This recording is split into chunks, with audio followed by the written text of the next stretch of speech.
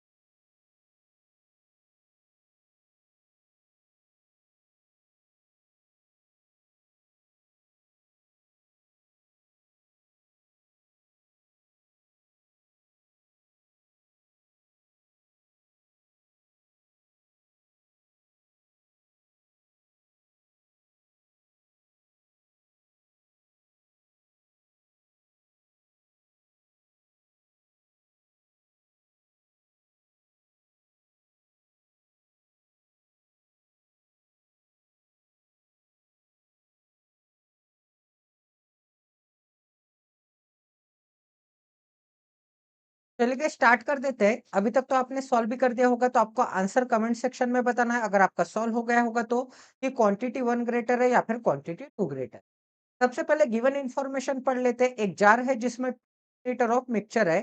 6 litre of mixture है तो total mixture हो जाएगा 2x एंड मिक्सचर किसका किसका है? मिल्क का है, वाटर का है एंड हनी का है। Milk, honey and water. Milk के बाद क्या मिल जाएगा? मिल्क, हनी एंड वाटर का मुझे मिक्सचर मिल जाएगा। मिल्क, हनी एंड वाटर का मिक्सचर है। आगे बोला है with twice as much as water as honey. Water क्या है? ट्वाइस है हनी के। हनी के अगर वाटर ट्वाइस है तो वाटर को अगर मैं 2 यूनिट कंसीडर करूंगा तो हनी को मुझे क्या मिल जाएगा? हनी मिल जाएगा मुझे 1 यूनिट, क्योंकि हनी का वाटर क्या है? ट्वाइस है। ठीक है। अब आगे चेक करते गाइस, आगे क्या बोला है? An x litre mixture of water and honey added to the jar. अभी जार में जो 2x लीटर था, एक जार में जो 2x लीटर था मिक्सचर, उसमें उसने क्या कर दिया? उसमें उसने x litre of mixture add कर दिया। And x litre of mixture add कर दिया, बट x लीटर में मिल्क है क्या? बिल्कुल नहीं है, सिर्फ वाटर है एंड हनी है। वाटर है एंड हनी है and total mixture x litre add कर दिया वाटर एंड हनी का। आगे क्या बोला है गाइस? देखो, x litre of mixture water and Honey का तो ऐड कर दिया जार में। अब रिजल्ट क्या आ गया? उसके मिक्सचर में जो मिल्क कॉन्सेंट्रेशन है वो 16.66% हो चुका है। अब 16.66% टोटल मिक्सचर का मिल्क कॉन्सेंट्रेशन है। तो पहले 2x था, अब x ऐड कर दिया तो टोटल मिक्सचर 3x हो गया होगा। अब 3x में से 16.6% क्या है? 16.6% मिल्क है। 16.6% अगर मिल्क है तो इसका 16.66% क्या आता है? 3x का 16.66% मतलब 1/6। 1/6 करूँगा, 3 से डिवाइड करूँगा तो क्या मिल जाएगा? x/2 मिल जाएगा। क्या मतलब x/2 क्या हो जाएगा? x/2 मिल्क हो जाएगा। आपको क्या दिख रहा है? ये जो x दिख रहा है x/2 क्या हो जाएगा? x/2 मिल्क हो जाएगा। अगर x/2 मिल्क है तो मिल्क ऐड किया है क्या उसने? उसने तो सिर्फ वाटर एंड हनी ऐड किया है, मिल्क तो ऐड नहीं किया। तो पहले भी x/2 मिल्क रहा होगा। पहले भी मिल्क कितना रहा होगा? पहले भी x/2 मिल्क रहा होगा। बिल्कुल सही, यहाँ तक तो सही चल रहा है। तो हनी एंड वाटर का कॉन्सेंट्रेशन कितना मिल जाएगा मुझे पहले? देखो गाइस, x/2 अगर मिल्क है तो 2x माइनस x/2 करूंगा तो क्या मिल जाएगा? 2x माइनस क्या हो जाएगा? x/2। इसका मतलब 4x minus x 3x/2। 3x/2 मुझे क्या मिल जाएगा? 3x/2 मुझे हनी एंड वाटर मिल जाएगा। क्या मिल जाएगा? 3x/2। 3x/2 मुझे हनी एंड वाटर मिल जाएगा। अब 3x/2 की वैल्यू क्या मिल जाएगी मुझे? यूनिट के बराबर। तो 3 यूनिट इज इक्वल टू क्या मिल जाएगा? 3 unit is equal to 3x/2। 3 unit is equal to 3x/2, तो 1 यूनिट इज इक्वल टू क्या मिल जाएगा?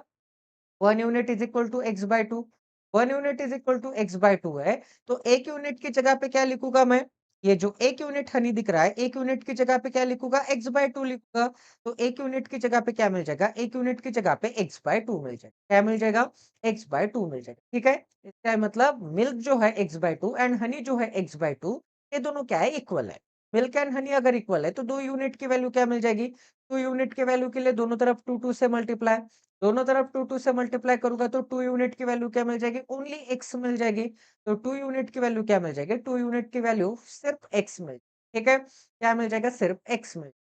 इतना सभी को समझ में आ गया? Very good. तो मैंने इनिशियल कॉन्सेंट्रेशन 2x का डिस्ट्रीब्यूशन कर दिया x/2 मतलब x एंड x में। ठीक है। अब देखो गाइस, आगे क्या बोला है? जो गिवन इन्फॉर्मेशन थी वो तो मैंने अप्लीकेबल कर दी है। ये क्या थी? गिवन इन्फॉर्मेशन थी। अब गिवन इन्फॉर्मेशन मैंने पूरी डाटा फाइंड आउट कर लिया। अब क्वांटिटी 1 चेक करते हैं। क्वांटिटी 1 में क्या गिवन है? क्वांटिटी 1 में गिवन है if the concentration of Honey. ये जो हनी का कॉन्सेंट्रेशन है, हनी का क्वांटिटी नहीं बोला है, क्वांटिटी नहीं कॉन्सेंट्रेशन बोला है। एंड कॉन्सेंट्रेशन ऑलवेज परसेंटेज में होता है। The concentration of honey in the jar remains unchange. तो कॉन्सेंट्रेशन ऑफ हनी क्या दिख रहा है? x/2। x/2 अगर कॉन्सेंट्रेशन है मतलब x/2 अगर हनी है, टोटल मिक्सचर कितना है? 2x है। तो 100 में से कितना? ये आ जाएगा मुझे हनी का कॉन्सेंट्रेशन। हनी का कॉन्सेंट्रेशन क्या मिल जाएगा? दोनों तरफ से x कैंसल आउट। ये 2 नीचे आ जाएगा तो क्या मिल जाएगा? 1/4 into 100। And 1/4 into 100 is equal to क्या मिल जाएगा? 25% मिल जाएगा। तो 25% हनी का कॉन्सेंट्रेशन। हनी का कॉन्सेंट्रेशन कितना है? 25% है। अगर हनी का कॉन्सेंट्रेशन 25% है, तो ये जो मिल्क है, मिल्क भी x/2 है। इसका मतलब मिल्क का भी कॉन्सेंट्रेशन आपको क्या मिल जाएगा? 25% मिल जाएगा। तो 25 प्लस 25 50। तो 50 रिमेनिंग जो होगा वो वाटर का कॉन्सेंट्रेशन होगा। तो वाटर कॉन्सेंट्रेशन क्या मिल जाएगा मुझे? 50 मिल। ठीक है? यहाँ तक सभी को समझ में आ गया गाइस, किसी को कोई डाउट है? तो हनी वाटर एंड वाटर का कॉन्संट्रेशन मैंने निकाल लिया। तो आपको यही बोला है कि if the concentration of honey in the jar remains unchanged, Honey का कॉन्संट्रेशन अनचेंज्ड है, इसका मतलब 25% क्या हो जाएगा? 25% ही हनी रहेगा। 25% रहेगा, इसका मतलब x/2 रहेगा क्या? बिल्कुल नहीं, नहीं रहेगा। 3x का 25% हो जाएगा। 25% मतलब 1/4, इसका मतलब हनी का कॉन्संट्रेशन हो जाएगा x/2 नहीं, 3x/4 हो जाएगा। क्या कॉन्संट्रेशन हो जाएगा? एक्स बाय क्या कॉन्संट्रेशन हो जाएगा? 3x/4 concentration. ठीक है? अब देखो 3x टोटल मिक्सचर है, उसमें से x/2 एंड 3x/4, तो अगर मैं इन दोनों की वैल्यू सबट्रैक्ट करूँगा तो मुझे वाटर का कॉन्संट्रेशन मिल जाएगा। तो x/2 को ही मैं 2x/4 लिख सकता हूँ। तो 2x प्लस 3x 5x/4 क्या मिल जाएगा मुझे? 5x/4। तो 3x माइनस 5x/4 करूँगा, 5x/4 करूँगा तो क्या मिल जाएगा? 4 त्रिक 12 माइनस 5 7x/4। तो ये जो वाटर का कॉन्संट्रेशन होगा वो क्या हो जाएगा? 7x/4 हो जाएगा। वाटर का कॉन्संट्रेशन क्या हो जाएगा गाइस? ये जो वाटर दिख रहा है, वाटर का कॉन्संट्रेशन क्या हो जाएगा? 7x/4 हो जाएगा। ठीक है? हम अच्छी तरह से लिख लेते हैं सभी चीजें, ताकि हौच-पौच ना लगे। ठीक है? तो वाटर का कॉन्संट्रेशन मुझे मिल जाएगा 7x/4। क्या मिल जाएगा मुझे? 7x/4। यहाँ तक सभी को क्लियर है? यहाँ तक किसी को डाउट है? तो हो गया, फिर पूरा ही तो क्वेश्चन सॉल्व है। अब बाकी क्या बचा? क्वांटिटी 1 में अगर मैंने पूरे वैल्यूज निकाल लिए तो आपको क्या बोला है? What was the concentration of water the added mixture.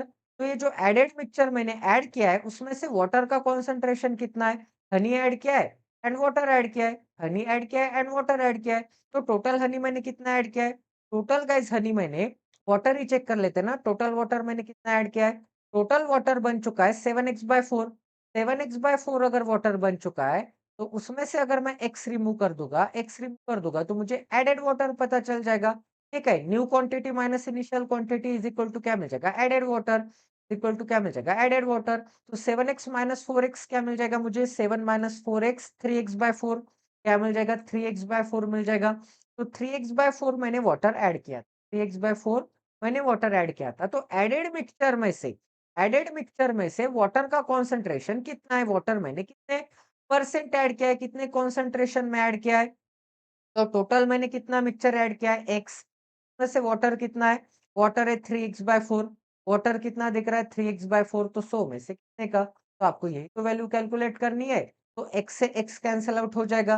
3/4 अगर नीचे आ जाएगा तो 3/4 into 100, 3/4 into 100 is equal to क्या मिल जाएगा? इज इक्वल टू 75% मिल। तो क्वांटिटी 1 की वैल्यू क्या मिल जाएगी मुझे? क्वांटिटी 1 की वैल्यू 75%। क्वांटिटी 1 की वैल्यू क्या मिल जाएगी? क्वांटिटी 1 की वैल्यू 75%। ठीक है? क्वांटिटी 1 की वैल्यू 75%। सभी को क्लियर है कैसे सॉल्व किया है? अब क्वांटिटी वैल्यू अगर आपको कैलकुलेट करनी पड़ेगी तो क्वांटिटी 2 के वैल्यू के लिए ये जो मैंने लिखा है ये रिमूव कर देते हैं।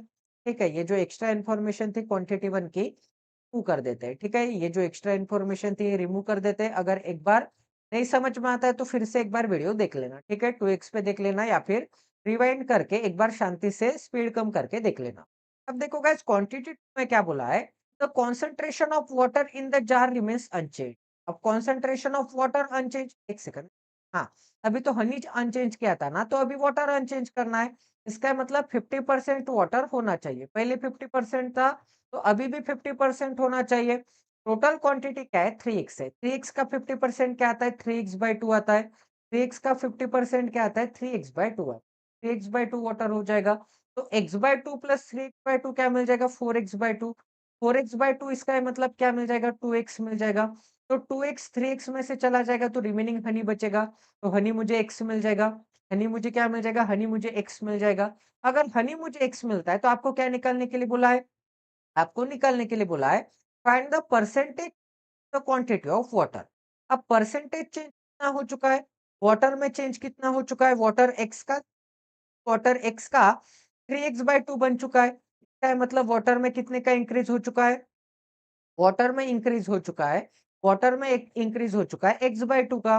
x/2 का अगर वाटर में इंक्रीज हो चुका है, x/2 का अगर वाटर में इंक्रीज हो चुका है तो कितने पे इंक्रीज हो चुका है? परसेंटेज निकालना था।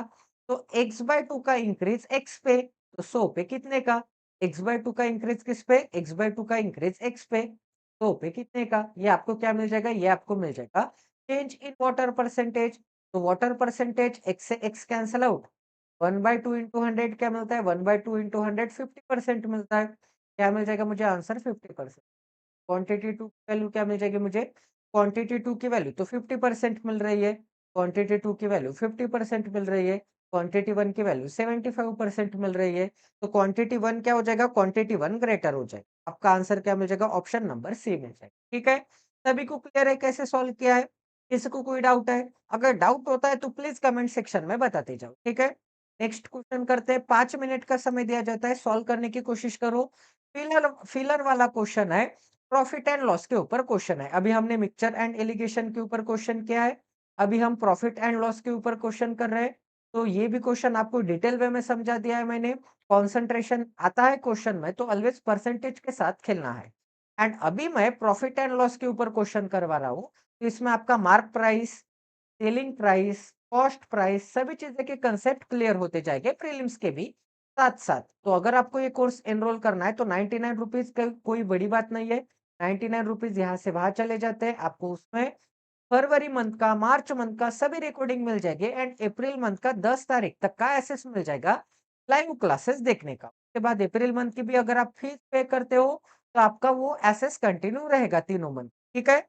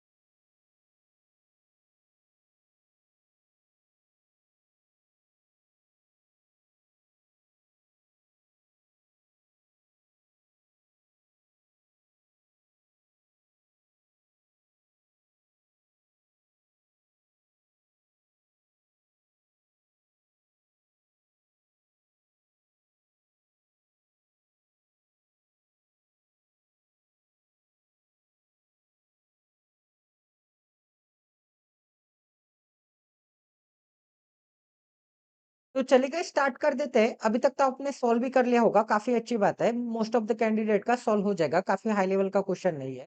A shopkeeper mark a article by M% above it's cost price. अब ज़ाहिर-सी बात है मार्क प्राइस मार्कअप जो होता है, कॉस्ट प्राइस के ऊपर होता है and sold it at a blank place percent profit. Option number 1 check करेंगे 50% प्रॉफिट। 50% प्रॉफिट मतलब 1/2 का प्रॉफिट। 1/2 का अगर प्रॉफिट होता है तो cost price and selling price मुझे क्या मिल जाएगा? कॉस्ट प्राइस अगर 2 होगा तो उसपे 1 यूनिट का प्रॉफिट, क्योंकि 2 का 50% क्या आता है? 1 यूनिट आता है। 2 का 50% क्या आता है? 1 यूनिट आता है।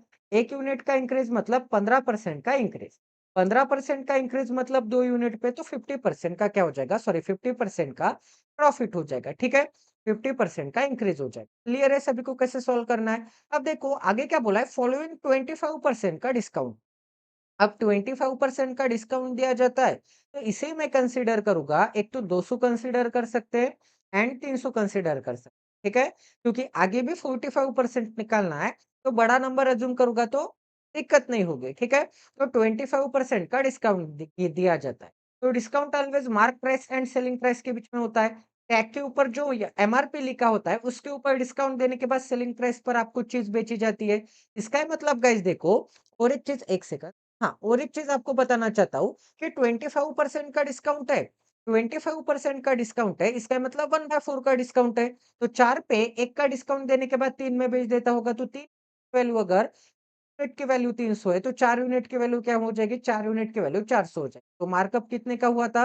एम की वैल्यू क्या मिल जाएगी इस कंडीशन में? एम की वैल्यू तो बोला ही नहीं है, तो एम की वैल्यू का कुछ भी काम नहीं है। मार्कअप दिख रहा है 200 का, 200 की चीज़ पे 200 का मार्कअप करने के बाद 400 टैग के ऊपर लिखा है। तो 200 का मार्कअप 200 पे मतलब 100% का मार्कअप, एम की वैल्यू 100% मिल रही है। अब आगे चेक करते गाइस देखो, आगे क्या बोला है? Had he sold the article at had he sold the article at 45% discount. अब क्या बोला है? 45% का डिस्काउंट दिया जाता है तो उसको 10% का प्रॉफिट होता है। 10% का प्रॉफिट होता है, इसका ही मतलब अब चेक करो, आपके पास 2 ऑप्शन है। एक तो 10% का प्रॉफिट ऐड करने के बाद नई सेलिंग प्राइस बना लो, या फिर 45% का डिस्काउंट देने के बाद 45% का डिस्काउंट देने के बाद नई सेलिंग प्राइस बना लो एंड 10% का प्रॉफिट है क्या चेक करो। अब कौन-सा आपको ऑप्शन करेक्ट लग रहा है दोनों केस में से? एक तो 10% का आपको प्रॉफिट चेक करना सही लग रहा है, 40% का डिस्काउंट। मुझे तो 10% का प्रॉफिट चेक करना सही लग रहा है। तो 10% का प्रॉफिट मतलब 200 पे 10% का प्रॉफिट मतलब 20 का प्रॉफिट। तो वो चीज़ 220 में बेच देता होगा। तो कितने का डिस्काउंट दिख रहा है आपको? आपको डिस्काउंट दिख रहा है 180 का। 180 का डिस्काउंट दिख रहा है 400 पे। 180 का डिस्काउंट दिख रहा है 400 पे। तो 100 पे कितने का? तो ये जो डिस्काउंट परसेंटेज है, ये 45 के बराबर आता है क्या? 45 के बराबर आता है क्या? चेक कर लेते हैं। क्योंकि 180 का डिस्काउंट दिख रहा है, 400 की चीज़ 220 में बेच दे रहा है। 400 टैग पे ऊपर है एंड 220 में बेच दे रहा है, ठीक है? तो चेक करूँगा 100 से डिवाइड करूँगा तो डिनोमिनेटर में 4 मिल जाएगा। फिर 4 से डिवाइड करूँगा तो क्या मिल जाएगा? 4 से डिवाइड करूँगा तो 4 4 जा 160 मतलब 4 4 जा 16। 2 बचा 0 लेना पड़ेगा। 4 5 जा क्या मिल जाएगा? बिल्कुल दिख रहा है 45, 4 5 जा 20 मिल रहा है। तो 45% का डिस्काउंट मिल एंड यहाँ पे भी 45% दिख रहा है। तो ये ऑप्शन क्या आ जाएगा? ये ऑप्शन 101% करेक्ट आ जाएगा। ऑप्शन नंबर 1 अगर करेक्ट है तो आपको कौन से ऑप्शन चेक करने हैं? एक तो ऑप्शन नंबर ए आ सकता है, एक एक तो ऑप्शन नंबर सी आ सकता है, या फिर एक तो ऑप्शन नंबर ए आ सकता है, या फिर एक तो ऑप्शन नंबर ई आ सकता है, क्योंकि चारों ऑप्शन में आपको ऑप्शन नंबर 1 दिख रहा है। ठीक है? ऑप्शन नंबर बी तो ओनली ऑप्शन नंबर बी मैंने एलिमिनेट कर, ठीक है? ऑप्शन नंबर बी तो नहीं आ सकता। अब गाइस आगे चेक कर लेते हैं आगे क्या गिवन है। इसी मेथड से जाना है, आगे चेक कर लेते हैं आगे क्या-क्या वैल्यू मिल जाएगी मुझे। तो ऐसे ही इसी मेथड से आपको सेकंड ऑप्शन चेक कर लेना है। सेकंड ऑप्शन अगर मैं चेक करूँगा तो सेकंड ऑप्शन में क्या बोला है? 25% का क्या होता है? प्रॉफिट होता है। 25% का प्रॉफिट मतलब 1/4 का प्रॉफिट। 1/4 का प्रॉफिट मतलब 4 पे 1 के प्रॉफिट के साथ वो चीज़ 5 में बेच देता होगा, तो इसे मैं 400 एंड 500 लिख दूँ, ठीक है? 400 की चीज़ 500 में बेच देता है, इसका मतलब 25% का प्रॉफिट होता है एंड 25% का डिस्काउंट देता है। 25% का डिस्काउंट देता है मतलब 4 की चीज़ के ऊपर 1 का डिस्काउंट 3 में बेच देता होगा। अब 3 यूनिट एंड ये जो 500 दिख रहा है, इन दोनों को इक्वल करना पड़ेगा, क्योंकि 3 का कंपैरिज़न मैं 500 के साथ नहीं कर सकता। तो इसे एक काम कर लेते हैं, 3 3 से मल्टीप्लाई कर यहाँ पर भी 3-3 से मल्टीप्लाई कर दूँगा, यहाँ पे भी 3-3 से मल्टीप्लाई कर दूँगा। तो कॉस्ट प्राइस अगर 1200 होगी, तो सेलिंग प्राइस 1500 होगी। वही मिलने वाला है 25% का ही आपको प्रॉफिट मिल रहा है। कॉस्ट प्राइस अगर ₹1200 होगी, तो सेलिंग प्राइस मुझे क्या मिल जाएगी? सेलिंग प्राइस 1500 मिल जाएगी। अब 3 वैल्यू 1500 है, 3 यूनिट की वैल्यू 1500 है, तो 4 यूनिट की वैल्यू क्या मिल जाएगी? 4 यूनिट की वैल्यू 2000 मिल जाएगी। 4 यूनिट की वैल्यू अगर 2000 है, तो 2000 की चीज़ वो 1500 में बेच देता है। इसका मतलब 25% का क्या कर देता होगा? 25% का डिस्काउंट देता है। ठीक है, समझ में आ रहा है सभी को कैसे सॉल्व करना है? अब आगे चेक करते हैं। आगे क्या बोला है? अगर वो अगर वो 36.66% के साथ वो डिस्काउंट देता था। सॉरी, क्या बोला है? अगर ही सोल्ड द आर्टिकल, हाँ, बराबर है। अगर वो इतने परसेंट का डिस्काउंट देता है, तो उसको 10% का प्रॉफिट होता है। तो 1200 पे 10% का प्रॉफिट मतलब नई सेलिंग प्राइस मुझे क्या मिल जाएगी? 1200 पे 10% का प्रॉफिट मतलब नई सेलिंग प्राइस मुझे मिल जाएगी 1320, क्योंकि 120 का प्रॉफिट, 10% का प्रॉफिट मतलब कितने का प्रॉफिट? 120 का प्रॉफिट, तो 10% के प्रॉफिट के साथ वो चीज़ बन जाती होगी 1320। तो आपको क्या निकालना है? आपको जो डिस्काउंट दिख रहा है, वो डिस्काउंट 36.66% के बराबर है क्या, चेक करना है, ठीक है? तो डिस्काउंट कितने का दिख रहा है? डिस्काउंट तो मुझे दिख रहा है, डिस्काउंट दिख रहा है 680 का। डिस्काउंट दिख रहा है 680 का, कितने पे? 680 का डिस्काउंट दिख रहा है 2000 पे। 680 का डिस्काउंट दिख रहा है 2000 पे, तो 100 पे कितने का? ऊपर के 2 ज़ीरो कट हो जाएँगे एंड नीचे के 2 ज़ीरो कट हो जाएँगे। 680 के पीछे 1 ज़ीरो है एंड 20 के पीछे 1 ज़ीरो है। 0 ज़ीरो कट करने के बाद आंसर क्या मिल जाएगा? 34% का क्या हो रहा है? 34% का डिस्काउंट मिल रहा है, ठीक है? क्या है मतलब? 34% का डिस्काउंट मिल रहा है, बट यहाँ पे तो बोला है कि 67% का डिस्काउंट मिल रहा है, तो ये सेकंड ऑप्शन क्या आ जाएगा? गलत आ जाएगा। अगर मैंने सेकंड ऑप्शन एलिमिनेट कर दिया है, तो सेकंड ऑप्शन कहाँ का दिख रहा है? ऑप्शन नंबर सी में दिख रहा है, ऑप्शन नंबर ई में दिख रहा है। तो ये 3 ऑप्शन एलिमिनेट कर दिए। अब सिर्फ आपको ऑप्शन नंबर थर्ड चेक करना है। थर्ड अगर सही आता है, तो ओनली 1 एंड 3। थर्ड अगर गलत आता है, तो ओनली 1 सही आ जाएगा। ठीक है, थर्ड ऑप्शन चेक कर लेते हैं, इसी मेथड से जाना है। थर्ड ऑप्शन अगर मैं चेक करूँगा, हम क्लियर कर लेते हैं सबसे पहले तो।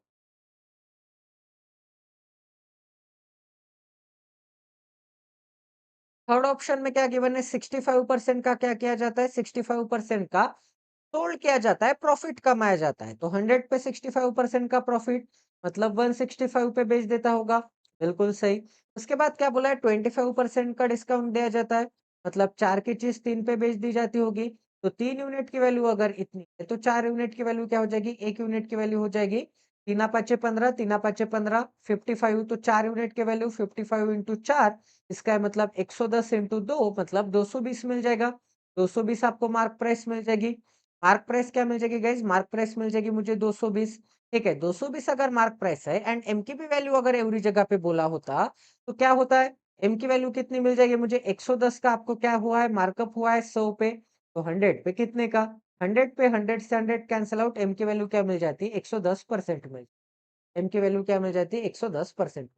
ठीक है? क्योंकि 110% एम परसेंट का मार्कअप हुआ है एंड एम मैंने यूज़ ही नहीं किया है। यही तो ट्रैप होता है। इसी ट्रैप में आपको मेंस में नहीं फँसना है। अब आगे चेक करते गाइस, चेक करो। आगे क्या बोला है? आगे बोला है 25% का डिस्काउंट मैंने दे दिया। अगर वो अगर वो 50% का डिस्काउंट देता, अगर वो 50% का डिस्काउंट देता, तो उसको 10% का प्रॉफिट होता है। क्या, चेक कर लेते हैं? 10% का प्रॉफिट मतलब 110 में बेच देता होगा। 110 में अगर बेच देता है, 210 की चीज़ 110 में बेच देता है, तो कितने का डिस्काउंट देता है वो? डिस्काउंट देता है वो 110 का। 110 का डिस्काउंट कितने पे देता है? 220 पे देता है, तो 100 पे कितने का? ज़ाहिर-सी बात है 1/2 का डिस्काउंट देता है। 1/2 का डिस्काउंट मतलब 50% का डिस्काउंट देता है। 50% दिख रहा है क्या आपको? बिल्कुल दिख रहा है। 50% अगर दिख रहा है, तो ऑप्शन नंबर 3 भी क्या आ जाएगा? ऑप्शन नंबर 3 भी करेक्ट आ जाएगा। तो ऑप्शन नंबर 1 करेक्ट है, ऑप्शन नंबर 3 करेक्ट है। आंसर मिल जाएगा मुझे ऑप्शन नंबर 1 एंड, ठीक है, ऑप्शन नंबर डी मिल जाएगा। क्लियर है सभी को कैसे सॉल्व करना है? किसी को कोई डाउट है? समझ में आ गया कैसे सॉल्व करना है? अगर ये मैं परसेंटेज रखता यहाँ पर, तो क्वेश्चन हार्ड हो जाता। तो डायरेक्ट डायरेक्ट 10% का प्रॉफिट चेक करो। 10% का प्रॉफिट लगाने के बाद क्या डिस्काउंट परसेंटेज मैच हो रहा है ऑप्शन के साथ, चेक करो। ठीक है? नेक्स्ट क्वेश्चन करते गए, सॉल्व करने की कोशिश करो। 4 मिनट का टाइम दिया जाता है, उसके बाद आपको सॉल्यूशन प्रोवाइड किया जाएगा।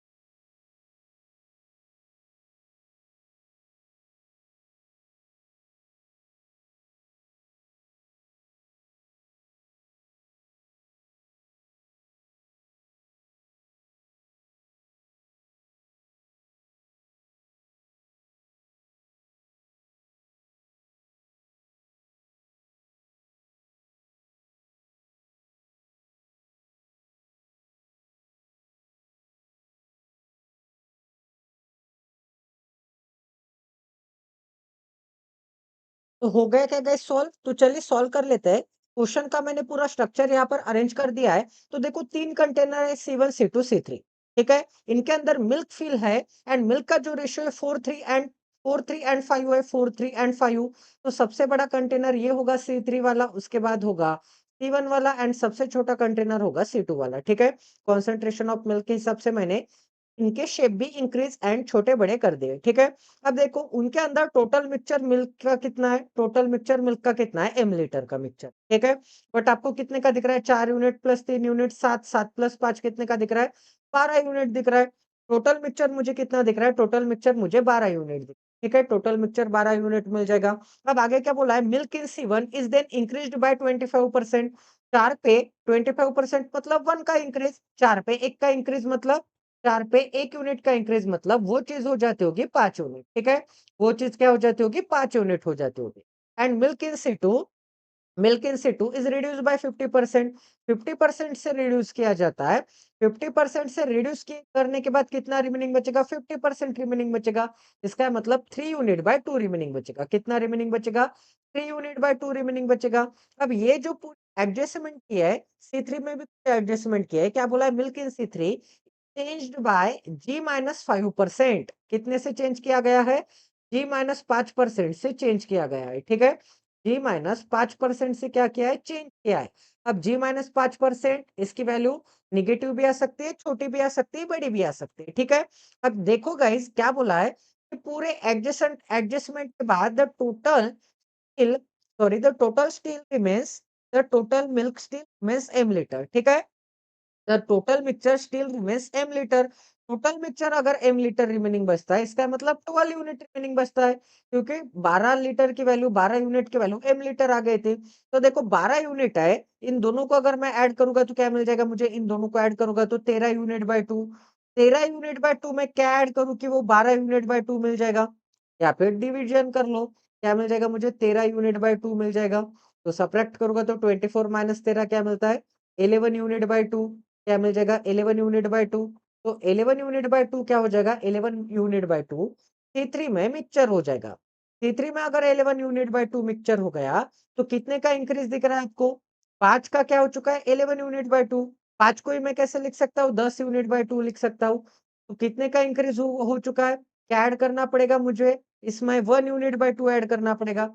1 यूनिट बाय 2 ऐड करूंगा तभी तो 11 यूनिट बाय 2 होगा। 10 यूनिट बाय 2 में 1 यूनिट बाय 2 ऐड करूंगा तभी तो ये क्या हो जाएगा? तभी तो ये 11 यूनिट बाय 2 हो जाएगा। तो इसमें मुझे क्या ऐड करना पड़ रहा है?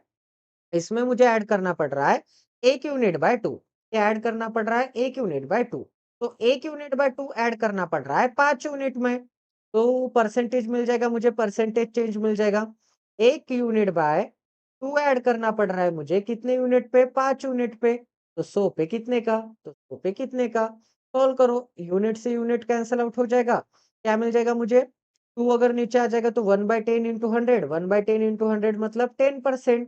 1/10 इंटू 100 मतलब ही क्या आता है? 10% आता है। तो 10% का क्या हो चुका होगा? 10% का C3 में चेंज हो चुका होगा 10%। 10% से इंक्रीज हो चुका होगा, ठीक है? तो 10% से increase है, तो इसकी वैल्यू मुझे क्या मिल जाएगी? इसकी वैल्यू 10% के बराबर आ जाएगी। तो 5% को इस डायरेक्शन में लेके जाओगे तो G की वैल्यू मुझे क्या मिल जाएगी? G की वैल्यू 15% मिल जाएगी। अगर G की वैल्यू 15% है तो आपको क्या निकालने के लिए बोला है? G square minus G। तो G स्क्वायर क्या मिल जाएगा? 15 का स्क्वायर 225। 15 का स्क्वायर क्या मिलता है भाई? 225 माइनस जी मतलब माइनस जी करूंगा तो क्या आंसर मिल जाएगा? -15 मिल जाएगा। तो आंसर मुझे मिल जाएगा 210। आंसर क्या मिल जाएगा? 210। ऑप्शन में कहां पर दिख रहा है? 210 कहीं पे भी ऑप्शन में नहीं है तो ऑप्शन नंबर ई आपका क्या आ जाएगा? करेक्ट आंसर आ जाएगा, ठीक है? 101% 210 आंसर करेक्ट है। 210 ऑप्शन नंबर ए में चाहिए था, टाइपिंग मिस्टेक है शायद। तो ऑप्शन नंबर आपका नन ऑफ दिस क्या आ जाएगा? करेक्ट आ जाएगा। आंसर आ रहा है 210, ठीक है? आंसर 101% क्या आ रहा है? 210। क्लियर है सभी को कैसे सॉल्व करना है? नेक्स्ट क्वेश्चन पे चले। नेक्स्ट क्वेश्चन करते गए सॉल्व करो। आपको फिर से 4 मिनट का 5 मिनट का टाइम दिया जाता है, उसके बाद सॉल्यूशन प्रोवाइड किया जाएगा, ठीक है?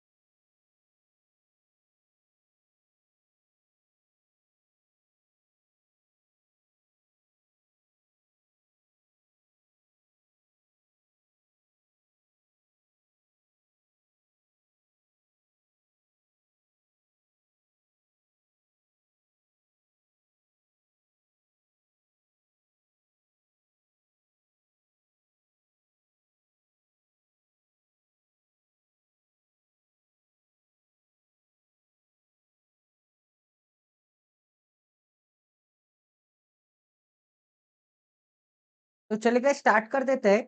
सॉल्व हो चुका होगा आपका, कौन-सा स्टेटमेंट सफिशिएंट आ रहा है वो बोलना है। अलोन से आंसर आ रहा है तो ऑप्शन नंबर ए। दोनों अलोन से आंसर आ रहा है तो आइदर आंसर आ जाएगा।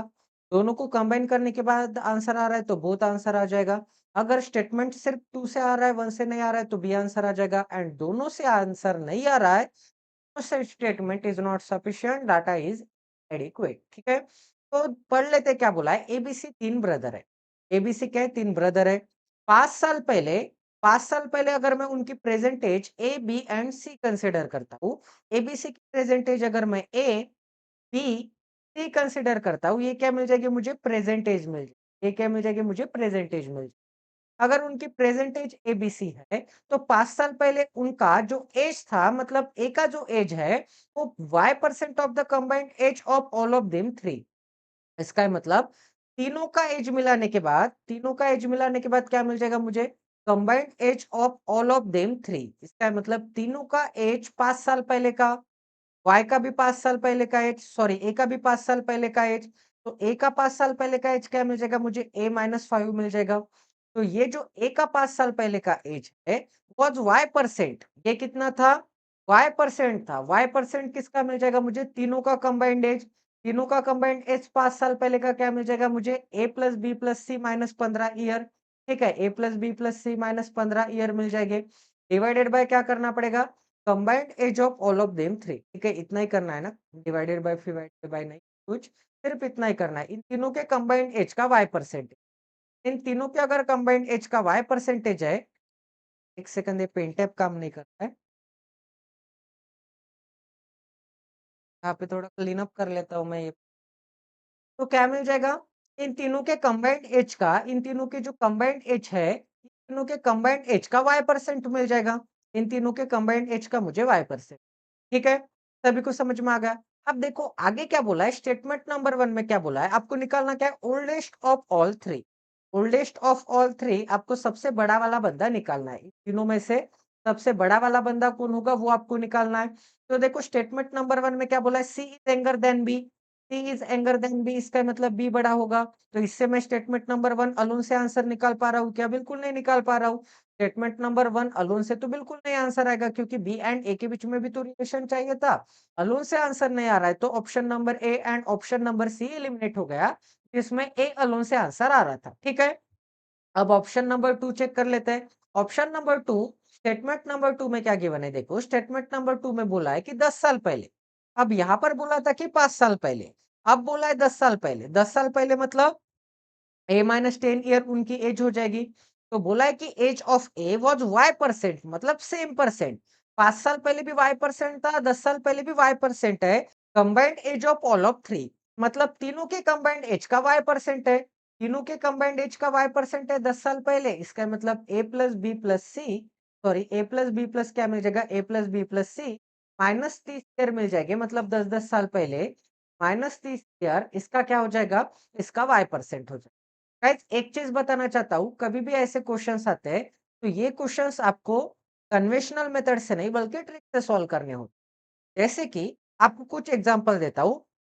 मान के चलो 16 है, 16 के बाद मान के चलो 20 है, 16 है 20 है। ठीक है? 16 है 20 है एंड ए की जो वैल्यू है, ए की वैल्यू मुझे क्या मिल जाएगी? ए की वैल्यू 18 मिल जाएगी। ठीक है? कभी भी ऐसे क्वेश्चंस आते हैं तो देख लो कंबाइंड एज क्या मिल जाएगी मुझे? 16 प्लस 20 क्या मिलता है? 36 एंड 36 प्लस 18 क्या मिलती है? ए की वैल्यू 36 प्लस 18 क्या मिल जाएगी? 36 प्लस 18 44, 54 मिल जाएगी। इन तीनों की जो कंबाइंड एज है, इन कंबाइंड एज है, उसका ए कितना परसेंट दिख रहा है? तीनों की कंबाइंड एज मुझे कितनी दिख रही है? तीनों की कंबाइंड एज मुझे दिख रही है, तीनों की कंबाइंड एज मुझे दिख रही है 54। तीनों की कंबाइंड एज अगर 54 है तो 18, ये जो ए होगा ये 54 का कितना परसेंट होगा? तीनों के कंबाइंड एज का, तीनों के कंबाइंड एज का ये जो ए होगा वो कितना परसेंट होगा? तो कितना परसेंट दिख रहा है? 1/3। तो ऑलवेज ये कितना होता है? 33.33%। ऑलवेज ये जो कभी भी आपको बोला जाता होगा, 10 साल पहले इनकी जो एज होगी, वो उतने परसेंट से क्या है? उतने परसेंट से तीनों की कंबाइंड एज का है। फिर 5 साल पहले भी उतने ही परसेंट है। फिर 4 साल पहले भी जाऊँगा तो उतने ही परसेंट है। अगर नहीं समझ में आ रहा है तो 18 कंसीडर किया था आपने। बिल्कुल सही। अब 10 साल पहले जाओ, 10 साल पहले जाओगे तो मुझे क्या आंसर मिल जाएगा? 10 साल पहले जाओगे तो क्या रेशियो मिल जाएगा? 8 मिल जाएगा। 10 साल पहले जाओगे तो रेशियो क्या मिल जाएगा? मुझे 6 मिल जाएगा। 10 साल पहले जाओगे तो रेशियो क्या मिल जाएगा? 10 मिल जाएगा। तीनों की कंबाइंड एज क्या मिल रही है मुझे? 16 और 8 24 मिल रही है। 24 कंबाइंड एज है, उसमें से ए की एज 8 है, तो ए क्या हो जाएगा? ए हो जाएगा फिर से 1/3, 1/3 इंटू 100 मतलब ए क्या हो जाएगा? 33.33% हो जाएगा, इन तीनों के कंबाइंड एज से। मतलब 24 का ए क्या हो जाएगा? ए क्या हो जाएगा? ए हो जाएगा, ए क्या हो जाएगा? ए, इन तीनों का मतलब 24 का 33.33% हो जाएगा, ठीक है। ये किया मैंने 10 साल पहले, अब 5 साल पहले जाके देखो, 5 साल पहले जाके देखो वही आंसर आने वाला है, ठीक है। मतलब कभी भी अगर सेम परसेंटेज आ रहा है, तीनों की कंबाइंड एज का अगर सेम परसेंटेज ए की एज है, इसका मतलब इन तीनों का क्या हो जाएगा?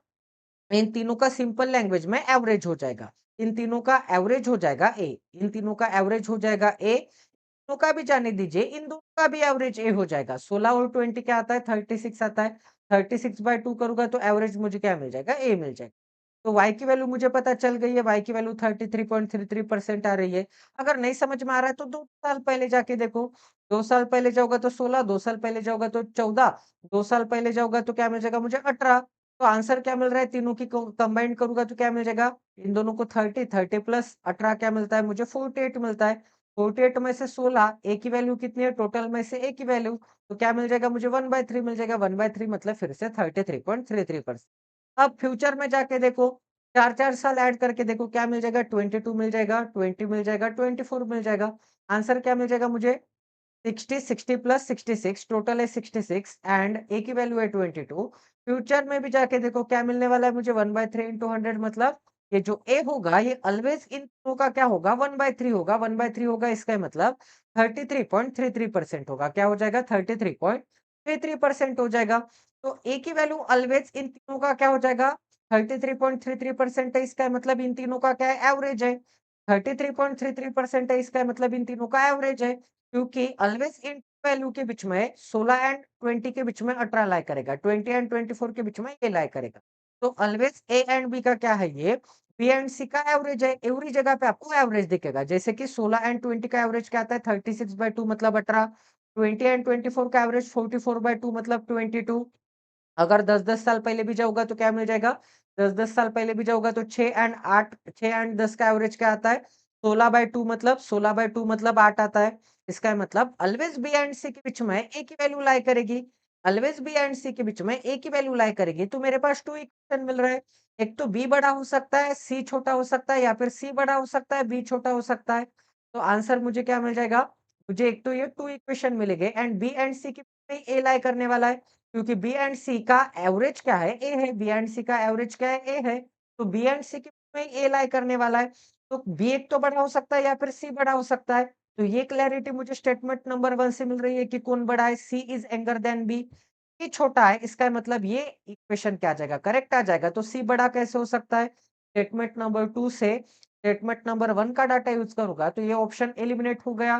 तो दोनों स्टेटमेंट का यूज़ करने के बाद मुझे पता चल रहा है कि सबसे ओल्डेस्ट कौन है? सबसे ओल्डेस्ट बी है, उसके बाद ए है, फिर क्या है? सी है। तो आंसर मुझे क्या मिल जाएगा? बी मिल जाएगा। ठीक है, बी कहाँ से मिल रहा है? दोनों स्टेटमेंट करने के बाद। तो आंसर मिल जाएगा option number D, both the statement together are sufficient to answer the question. Clear है सभी को कैसे सॉल्व करना है? क्लियर है सभी को? एक एग्जैक्ट वैल्यू नहीं, बल्कि आपको एक वैल्यू अज़्यूम करनी पड़ेगी इन दोनों की। एक ऐसी वैल्यू अज़्यूम करनी पड़ेगी जिस वैल्यू से इसका आंसर क्या मिल जाएगा? y% दोनों जगह पे सेम आना चाहिए। ठीक है? y% क्या आना चाहिए था? दोनों जगह पे सेम आना चाहिए। क्लियर है सभी को कैसे सॉल्व करना है? नेक्स्ट क्वेश्चन सॉल्व करें या फिर आप इस इक्वेशन को इस डायरेक्शन में लेके जाओ, इस पूरी इक्वेशन को इस डायरेक्शन में लेके जाओ एंड एक ऐसा रिलेशन बनाओ जो कि रिलेशन आपको बताएगा कि a plus B plus C, A plus B plus C divided by 3 ऐसे कुछ तो भी वैल्यू आनी चाहिए। ठीक है? ए की का मतलब ए क्या हो जाएगा? इन तीनों का 33.33%। ठीक है?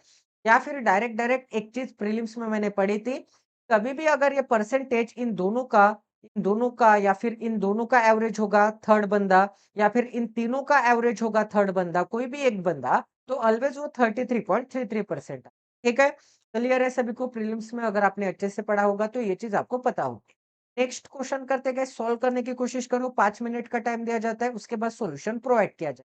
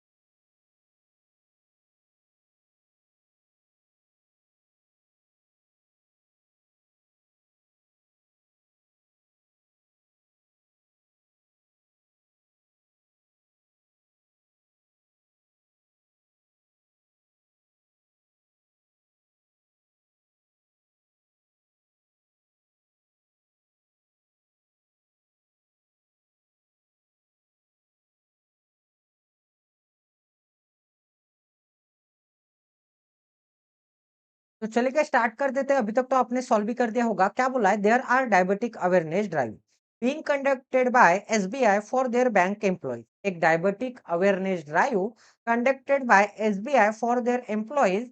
एवरेज के ऊपर क्वेश्चन है, काफी इंपॉर्टेंट क्वेश्चन है गाइस, ध्यान से पढ़ना है। देखो, where their weight have been calculated as in terms of, sorry, as a team to take out their average weight to check whether they are overweighted or not.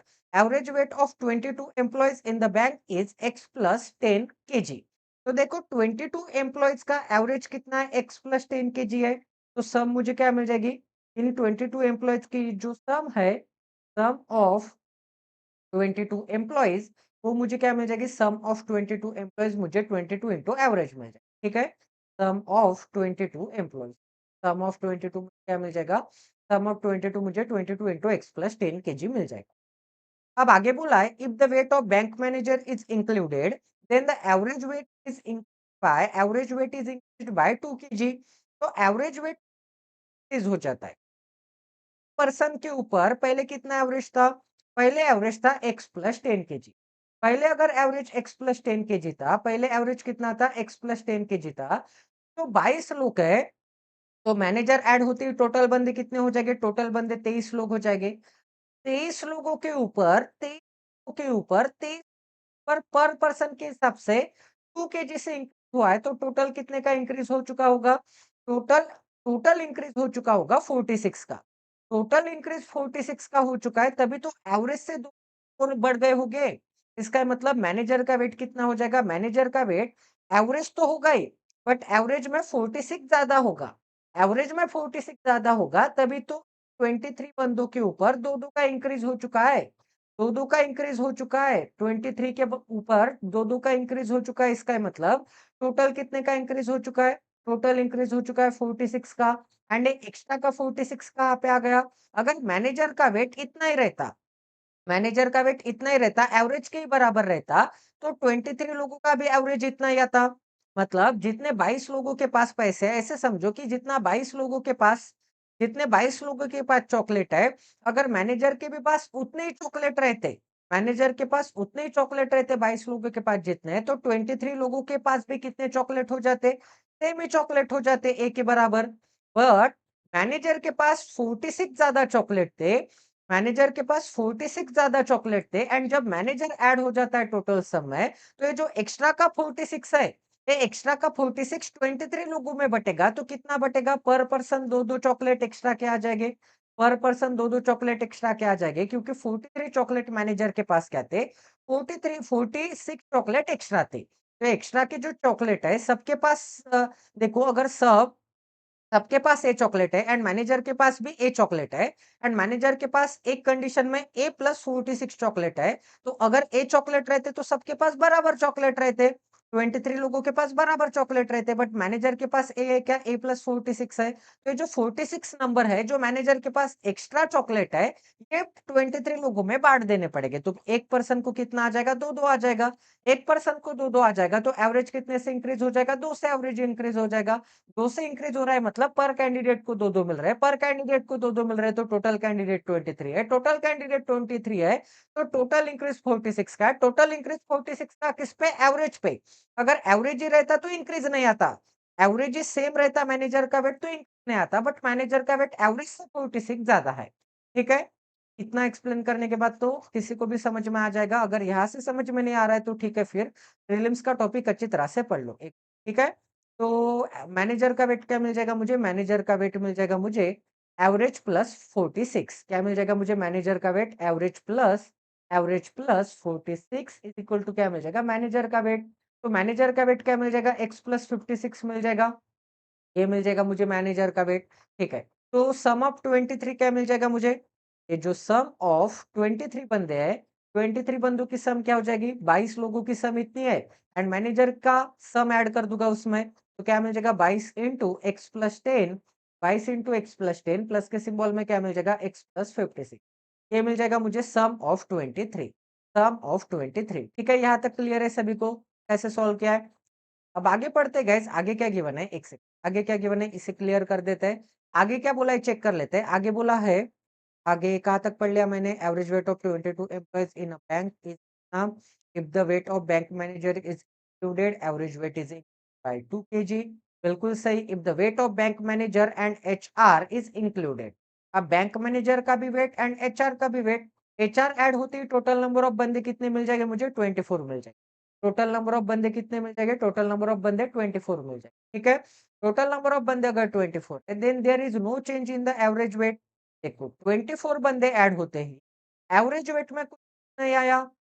24 बंदे add होते ही average weight में कुछ change नहीं आया। इसका ये मतलब, एक सेकंड, इसका ये मतलब आगे क्या गिवन है और पढ़ लेते हैं। आगे क्या गिवन है? एवरेज वेट में कुछ चेंज नहीं आया तो bank manager plus HR add होते। There is no change in the average weight if the weight of HR is 46 kg। HR का वेट 46 kg है तो आपको एक्स की वैल्यू निकालना है। एक्स की वैल्यू निकालना है, इसका मतलब ये जो एक्स प्लस 10 दिख रहा है इसकी वैल्यू निकाल। ठीक है, तो सॉल्व कर लेते हैं। फिर देखो, अब एचआर ऐड हो चुका है तो सम ऑफ मुझे 24 मिल जाएगा। एचआर ऐड होते ही मुझे क्या मिल जाएगा? सम ऑफ 24 मिल जाएगा। Sum of 24 is equal to क्या मिल जाएगा? Sum of 24 is equal to 23 की तो सम एज इट इज है। 23 की तो सम एज इट इज है। अब इस 23 के सम में एचआर का वेट ऐड कर दिया, क्योंकि एचआर का वेट कितना था? 76 केजी था। एचआर का वेट अगर 76 केजी है तो एचआर का वेट ऐड कर दिया। एंड देखो गाइस, सम ऑफ 24 मुझे क्या मिल जाएगा? ये 24 बंदे ऐड होते ही 24 बंदे ऐड होते ही ये जो एवरेज है, नो चेंज इन एवरेज आ गया है। नो चेंज इन एवरेज मतलब पहले जितना एवरेज था एक्स प्लस 10 kg, अभी भी उतना एवरेज आ चुका है। तो सम क्या मिल जाएगी मुझे? 24 इंटू एक्स प्लस 10 मिल जाएगा। 24 इंटू एक्स प्लस 10 ये क्या मिल जाएगा मुझे? Sum of 24। Sum of 24 equation number 1। तो sum of 24 is equal to, ये एक बार इक्वेशन दिख रहा है एंड सम ऑफ 24 की वैल्यू एक बार ये दिख रही है, तो इन दोनों वैल्यू को इक्वेट कर ले। ठीक है, तो क्या मिल जाएगा? 24 into x plus 10 is equal to क्या मिल जाएगा? Is equal to 22 into x plus 10, plus के सिंबल में एक्स प्लस 56 प्लस 70, 6 को ऐड करूंगा तो क्या मिल जाएगा? 6 और 6 12 का 2, 1 कैरी, क्या मिल जाएगा? 132 मिल जाएगा। क्या मिल जाएगा? 132 मिल जाएगा। ठीक है, क्योंकि 70 और 50 120 और 12 क्या मिलता है? 132। आंसर मुझे क्या मिल जाएगा? इन दोनों की एडिशन 132। अब ये जो टर्म है ये अगर मैं लेफ्ट हैंड साइड में लेके जाऊंगा, ये टोटल टर्म, तो क्या मिल जाएगा मुझे? 24 minus 22 2 into x plus 10। 2 into x plus 10 is equal to क्या मिल जाएगा? X plus 132। तो आंसर मिल जाएगा 2x plus 20 is equal to क्या मिल जाएगा? x plus 132।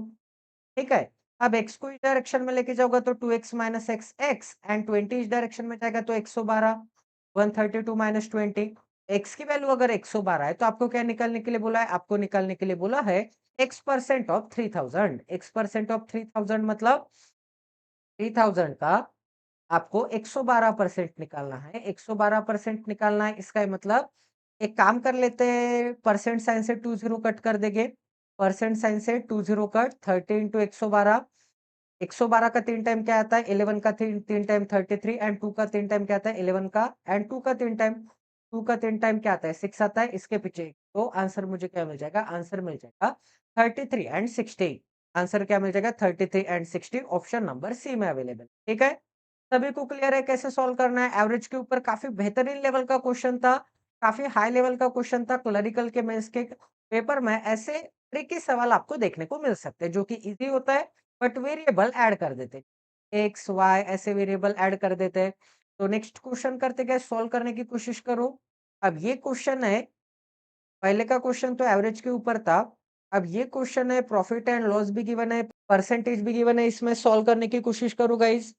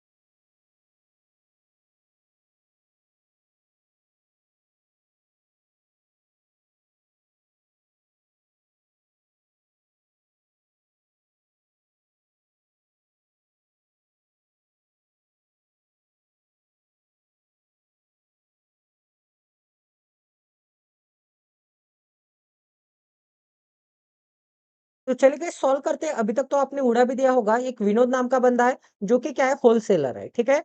वो होलसेल का बिज़नेस करता है डेट्स एंड कैश्यू का। डेट्स का एंड कैश्यू का the price of per KG is thrice the price of date per KG is thrice that of the cashew per KG. तो ये जो डेट्स है एंड ये जो कैश्यू है, ये जो डेट्स है एंड ये जो कैश्यू है, इनकी प्राइस क्या है?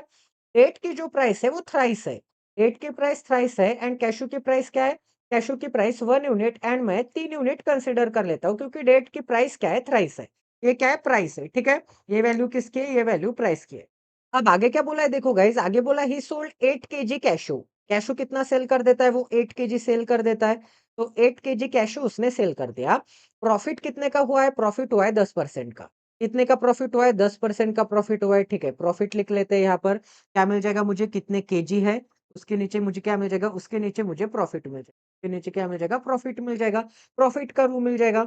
अब प्रॉफिट होता है 10% का, 16 केजी डेट सेल कर देता है। डेट कितने सेल कर देता है वो? 16 केजी सेल कर देता है। प्रॉफिट होता है 20% का। प्रॉफिट कितने का होता है? प्रॉफिट होता है 20%, ठीक है। अब आगे चेक करते थे शॉपकीपर। टू द शॉपकीपर, ठीक है। अब ये होलसेलर है। विनोद क्या है? होलसेलर है। होलसेलर किसे सेल कर रहा है? शॉपकीपर को सेल कर रहा है, ठीक है। ये चीज सभी को समझ में आ गई ना? ये जो होलसेलर है, होलसेलर, ये किसे सेल कर रहा है? शॉपकीपर को सेल कर रहा है, ठीक है। तो विनोद एक शॉपकीपर है, विनोद एक होलसेलर है एंड वो सेल कर रहा है शॉपकीपर। अब आगे चेक करते गाइस देखो, आगे क्या बोला है? आगे बोला है ठीक है 20% to the shopkeeper, however the shopkeeper lost 5 KG dates and 3 KG cashew in transit. अब ये शॉपकीपर क्या करता है? ये होलसेलर शॉप में से अपने शॉप के ऊपर लेके जाता है। ये जो होलसेलर का शॉप है, इस होलसेलर के शॉप में से अपने शॉप पर लेके जाता है ये पूरी चीजें। अगर अपने शॉप पे लेके जाता है, इसका मतलब ये जो शॉपकीपर है उसके शॉप में लेके जाता है। तो ट्रांजिट में क्या हो चुका है? ट्रांजिट में 5 केजी क्या हो चुके हैं?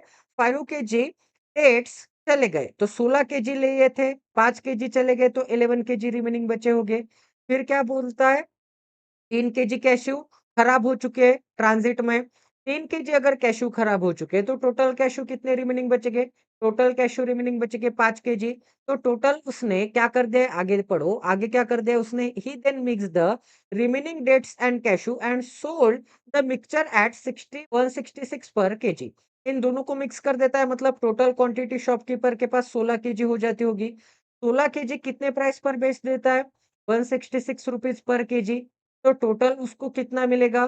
टोटल मिलेगा, जितना भी मिलेगा which is equal to 25% more than the total cost price of 60 KG dates and 8 KG cashew for the shopkeeper. अब शॉपकीपर के लिए कितनी कॉस्ट प्राइस रही होगी? ये जो 3 यूनिट एंड 1 यूनिट है, ये तो विनोद की कॉस्ट प्राइस है। कॉस्ट प्राइस पे वो लाता है एंड बेचता है 20% के प्रॉफिट के साथ। 20% के प्रॉफिट के साथ बेच देता है। इसका मतलब इसे 3 एंड 1 की बजाय मैं 30 एंड 10 कंसिडर करूंगा। तो 30 यूनिट पे वो लाता है एंड 30 यूनिट पे लाने के बाद कितने में बेच देता है वो? 30 यूनिट प्राइस है। 30 यूनिट प्राइस है तो 10% का प्रॉफिट मतलब क्या हो जाता होगा? 20% का प्रॉफिट मतलब 36 में बेच देता होगा। नहीं, उसकी सेलिंग प्राइस क्या मिल जाएगी? सेलिंग प्राइस क्या मिल जाएगी मुझे? डेट की एंड कैशू की 36 मिल जाएगी। 36 यूनिट।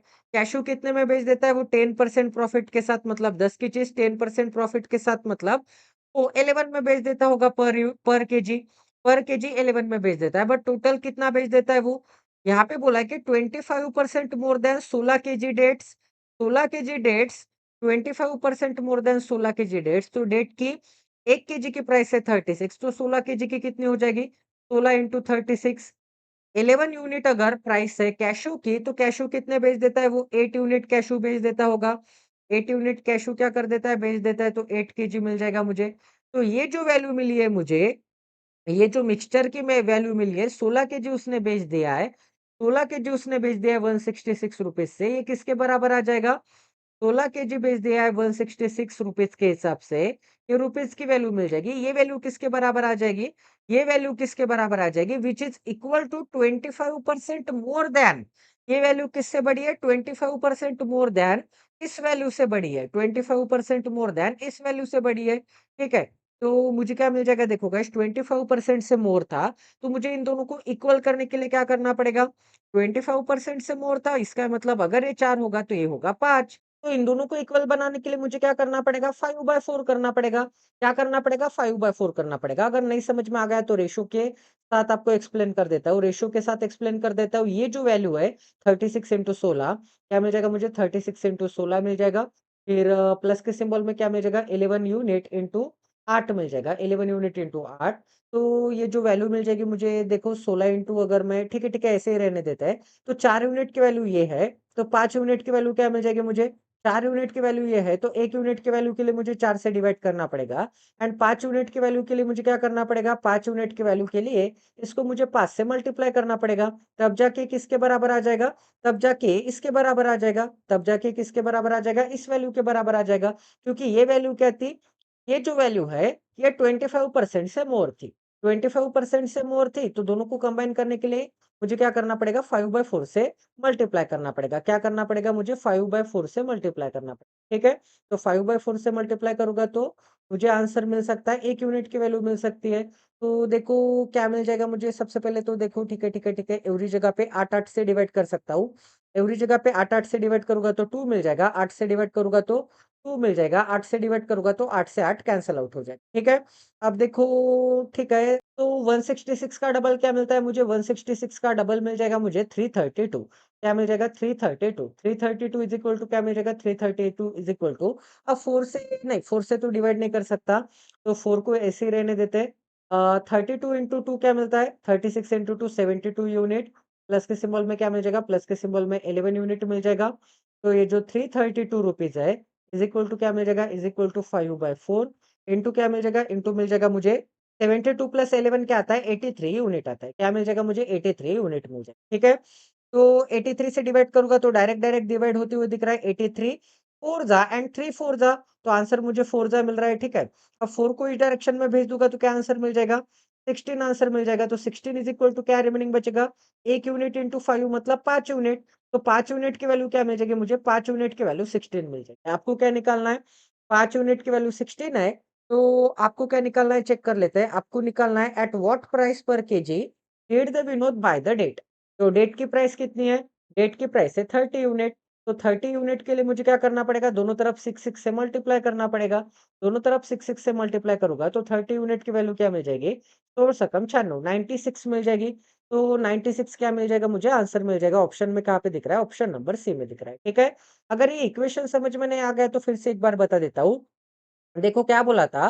देखो कितने यूनिट हो जाएँगे शॉपकीपर के पास? टोटल केजी 16 केजी, 16 केजी वो मिक्स करने के बाद 166 पर केजी से भेज देता है, तो इतना उसके पास रुपीज़ मिल जाएगा। अब ये जो वैल्यू मिली है उसके पास, अब ये वैल्यू किसके बराबर है? अब ये वैल्यू 25% मोर है दैन 25% मोर है दैन किससे? 16 केजी 16 केजी कॉस्ट प्राइस से 16 KG cost price of shopkeeper. Shopkeeper का कॉस्ट प्राइस क्या मिल जाएगा? शॉपकीपर ने इस सेलिंग प्राइस में खरीद के लाया है, तो ये जो वैल्यू मिल जाएगी मुझे 20% के प्रॉफिट के साथ एंड 10% के प्रॉफिट के साथ, ये वैल्यू शॉपकीपर की कॉस्ट प्राइस हो जाएगी। ये वैल्यू शॉपकीपर की कॉस्ट प्राइस हो जाएगी। तो 36 प्राइस पर 16 केजी, 11 प्राइस पर 8 केजी खरीद के लाता है। तो ये जो वैल्यू मिल जाएगी मुझे, ये वैल्यू क्या हो जाएगी? ये वैल्यू से ये वैल्यू क्या है? ये वैल्यू 25% मोर है। तो इसे मुझे 5/4 से मल्टीप्लाई करना पड़ेगा तब जाके इक्वल आ जाएगा। सॉल्व करूँगा तो 1 यूनिट की वैल्यू मुझे 16/5 तो 30 यूनिट की वैल्यू क्या मिल जाएगी? मुझे 96 मिल जाएगी। 30 यूनिट की वैल्यू क्या मिल जाएगी? 96। ठीक है? सभी को समझ में आ गया? नेक्स्ट क्वेश्चन करते गए सॉल्व करने की कोशिश करो।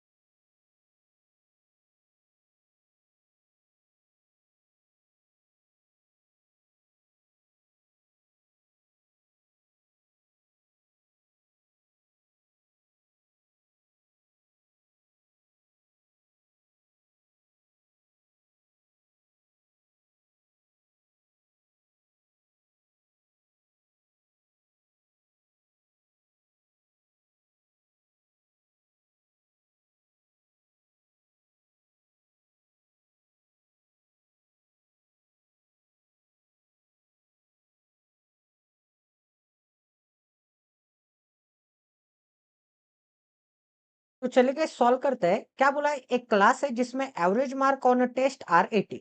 एवरेज मार्क कितने हैं? ये जो एवरेज मार्क है ये कितने? एवरेज मार्क 80 है। ठीक है? अब आगे क्या बोला है? There are 24 boys in the class whose average score is 70। अब 24 जो बॉयज है उनका एवरेज स्कोर क्या आ चुका है? एवरेज स्कोर 70 आ चुका है। तो 24 बॉयज का एवरेज स्कोर 70, तो सम ऑफ बॉयज क्या मिल जाएगा मुझे? सम ऑफ बॉयज के मार्क्स क्या मिल जाएंगे मुझे? सम ऑफ बॉयज के मार्क्स इज इक्वल टू मुझे मिल जाएगा 24 इंटू 70। क्या मिल जाएगा? 24 बॉयज है, पर बॉयज के मार्क्स कितने? 70 है, तो 24 बॉयज के मार्क्स मिल जाएंगे 24 इंटू 70। अब आगे क्या बोला है? Teacher suspected cheating from half of the boys. अब देखो भाई, लड़के लोग बदनाम है, लड़कियां नहीं पकड़े जाते। एक बात माननी पड़ेगी, लड़कियां नहीं पकड़े जाते बट लड़कियां चीटिंग करती है। ठीक है? तो बॉयज भी अभी एक्सपर्ट बनना पड़ेगा। क्या बोला है? टीचर ने आधे बॉयज को मतलब 12 बॉयज को क्या कर दिया है? सस्पेक्ट कर दिया है चीटिंग के वजह से। तो आगे क्या बोला है? Deducted 5 mark from each of this boys. तो ईच बॉयज से 5 मार्क कम कर दिए।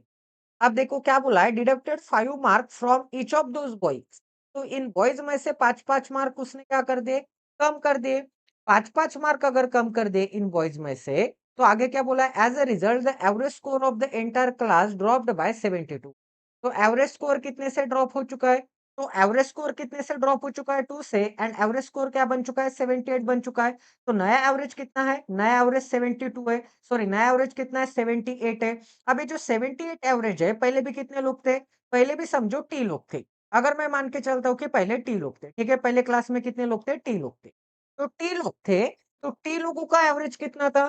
टी लोगों का एवरेज 80 था, तो सम कितनी मिल जाएगी मुझे? 80 इंटू टी मिल जाएगी। सम कितनी मिल जाएगी मुझे? 80 इंटू टी मिल जाएगी। ठीक है? सम मिल गई मुझे 80 इंटू टी। अब 80 इंटू टी सम है, इस सम में क्या है? सम ऑफ बॉयज है एंड सम ऑफ गर्ल्स है। ये जो टोटल सम दिख रही है आपको, ये टोटल सम किसके बराबर आ जाएगी? सम ऑफ बॉयज के बराबर आ जाएगी, प्लस सम ऑफ गर्ल्स के बराबर आ जाएगी।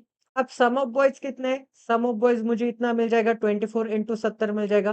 24 इंटू क्या मिल जाएगा? 24 इंटू 70 मिल जाएगा। अब देखो आगे और एक इक्वेशन क्या बोल दिया है?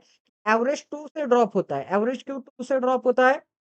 एवरेज 2 से इसीलिए ड्रॉप होता है क्योंकि ये जो सम ऑफ मार्क्स है बॉयज के, अब ये जो सम ऑफ मार्क्स है, इस सम ऑफ मार्क्स पे क्या किया है? ये 12 लोग जो चीटिंग करते हुए पकड़े गए, इन 12 लोगों के मार्क्स उसने 5-5 से कम कर दिए। 12 लोगों के मार्क, 12 लोगों ने चीटिंग की थी तो 5-5 से मार्क्स कम कर दिए। तो सम ऑफ बॉयज मुझे क्या मिल जाएगा? सम ऑफ बॉयज मुझे मिल जाएगा 24 इंटू 70। ये जो 78 इंटू टी मिल जाएगा मुझे, एवरेज मिल जाएगा 78 इंटू टी। ये क्यों मिल रहा है मुझे? ये जो सम ऑफ बॉयज है 24 इंटू 70, इस सम ऑफ बॉयज में से 60 मार्क्स कम हो जाएंगे क्योंकि 12 स्टूडेंट पर, 12 बॉयज पर 5-5 मार्क्स की पेनल्टी लगी है। तो टोटल कितने मार्क्स कम हो चुके होंगे? टोटल बॉयज के मार्क्स में से 60 मार्क्स कम हो चुके होंगे। 60 मार्क्स कम हो चुके हैं, प्लस के सिंबल में क्या मिल जाएगा? सम ऑफ गर्ल्स मिल जाएगा। क्या मिल जाएगा? सम ऑफ गर्ल्स मिल जाएगा। अब दोनों जगह पे सम ऑफ गर्ल्स तो कॉमन है। भाई गर्ल्स ने तो कोई चीटिंग वीटिंग नहीं की है। सम ऑफ गर्ल्स अगर दोनों जगह पे कॉमन है तो एक काम कर लेते हैं 20 इंटू 70 को इस डायरेक्शन में लेके जाएंगे तो इसकी वैल्यू मुझे एच जी के बराबर मिल जाएगी। तो एच जी की जगह पे मैं क्या लिख दूंगा? एच जी की जगह पे मैं लिख दूंगा 80 टी माइनस क्या मिल जाएगा? 24 इंटू 70 मिल जाएगा। 80 माइनस 24 इंटू 70 लिख दूंगा। ठीक है? इसे सॉल्व करना है, सिंपल सिंपल। अब सॉल्व करेंगे तो देखो गाइज, सॉल्व करना है तो ये जो प्लस का है एंड ये जो माइनस का है कैंसल आउट हो जाएगा। दिख रहा है? अभी देखो, -60 इस डायरेक्शन में जाएगा तो क्या हो जाएगा? +60 हो। ये जो 78 है इस डायरेक्शन में आएगा तो 80 टी माइनस 78 टी क्या मिल जाएगा? 2 टी मिल जाएगा। तो टोटल स्टूडेंट्स टी की वैल्यू मुझे क्या मिल जाएगी? टी की वैल्यू 30 मिल जाएगी। टी की वैल्यू अगर 30 है तो आपको क्या निकालने के लिए बोला है? आपको निकालने के लिए बोला है find the total number of student in the class, option number C. Clear है सभी को कैसे सॉल्व करना है? अगर अप्रोक्सीमेशन मेथड से देखेंगे, अगर अप्रोक्सीमेशन से देखेंगे तो सॉरी सॉरी, अप्रोक्सीमेशन बोल रहा हूँ। अगर ट्रिक्स के साथ देखोगे तो 2 का एवरेज कम हुआ है। एवरेज 2 से कम हुआ है टी लोगों के ऊपर। तो टोटल कितना कम हुआ है? टोटल कम हुआ है, टोटल कम हुआ है 2t। टोटल अगर 2t कम हुआ है, बट कम कितना दिख रहा है आपको? 60 कम होते हुए दिख रहा है। चीटिंग के वजह से कम कितना होते हुए दिख रहा है? 60 कम होते हुए दिख रहा है। तो 2t की वैल्यू 60, तो t की वैल्यू क्या मिल जाएगी मुझे? 30। 2 सेकंड के अंदर आप आंसर निकाल सकते थे अगर ट्रिक्स पता होती। बट ये डायरेक्ट डायरेक्ट बता देता तो आपको समझ में नहीं आता। तो इसीलिए ये कन्वेंशनल मेथड बताइए, इस कन्वेंशनल मेथड से क्या हो जाएगा, आपको क्लैरिटी इज़िली डेवलप हो जाएगी, ठीक है? एंड उसके बाद मैंने 2 सेकंड में आंसर निकाल दिया। टोटल स्टूडेंट्स के ऊपर टोटल टी स्टूडेंट्स है तो 2 का कम होता है एवरेज। इसका मतलब 2 का एवरेज कम हो रहा है तो इतना इतनी सम कम हो रही होगी। बट सम कितने से कम हो रही है? चीटिंग की वजह से 60 से कम हो रही है। तो टी की वैल्यू 30 तो टोटल स्टूडेंट्स कितने थे? 30 थे। ठीक है? क्लियर है सभी को कैसे सॉल्व करना है? अब लास्ट क्वेश्चन करते हैं आज का। इसके बाद सेशन एंड कर देंगे। सॉल्व करना है आपको, आंसर मैच करना है।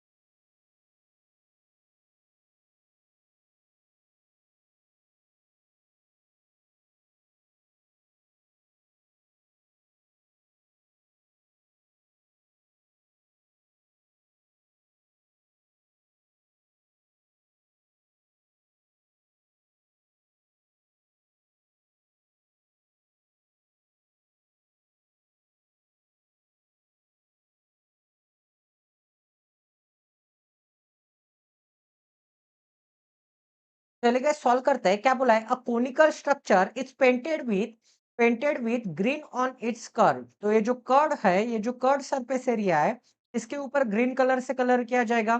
एंड आगे क्या बोला है? देखो गाइस, एक सेकंड, आगे क्या बोला है? एक सेकंड। हाँ, ठीक है। अब आगे क्या बोला है देखो, आगे बोला है red on it's base. And ये जो सर्कुलर बेस दिख रहा है, इसके ऊपर रेड कलर से कलर किया जाएगा। सर्कुलर बेस के ऊपर रेड कलर से कलर किया जाएगा। एंड ये जो कर्व्ड सरफेस एरिया है, इसके ऊपर ग्रीन कलर से कलर किया जाएगा। यहाँ तक सभी को क्लियर है?